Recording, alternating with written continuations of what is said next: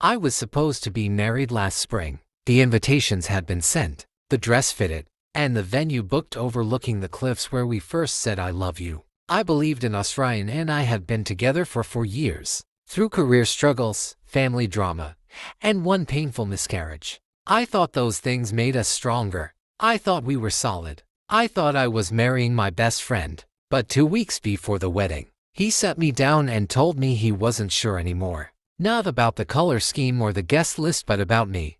About us. I asked if there was someone else. He said no, but his eyes wavered. And when I begged for honesty, he told me he felt trapped. That I was too much. Too emotional. Too serious. That marrying me would be a mistake for him. And just like that, 4 years ended in a 15-minute conversation. I canceled the wedding. Lost deposits.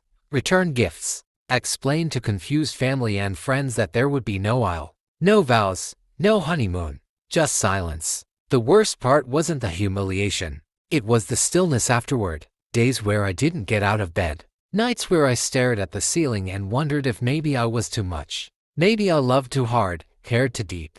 I stopped checking social media. I shut everyone out. But the world doesn't stop because your heart breaks. 6 months later, I forced myself to go to a friend's charity event. I wore a black dress and fake confidence. I smiled when people asked how I was doing and lied through my teeth. That's where I met him. Elijah. He wasn't flashy. He didn't sweep in with smooth lines or charm. He simply stood beside me at the bar and said, "I'm terrible at these things. You?" I laughed for the first time in months. We talked about music, about books, about things that had nothing to do with pain or weddings or exes. He didn't know my past, and I didn't ask about his. It was refreshing, safe, but it didn't stay surface level for long. Over the next few weeks, he messaged me, gently, never pushy. We went for coffee, then dinner. He asked me real questions and actually listened. He noticed when I flinched at romantic songs. He never made me feel ashamed for needing space.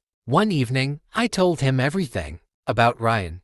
About the wedding that never happened. About how I'd stopped believing I deserved that kind of love again. He just held my hand and said, "You do." And not because of a wedding dress or a ring. Just because you're you.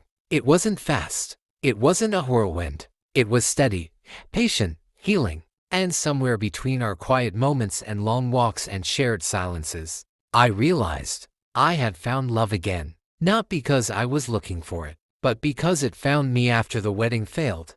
Thanks for watching. Please like and hit the subscribe button.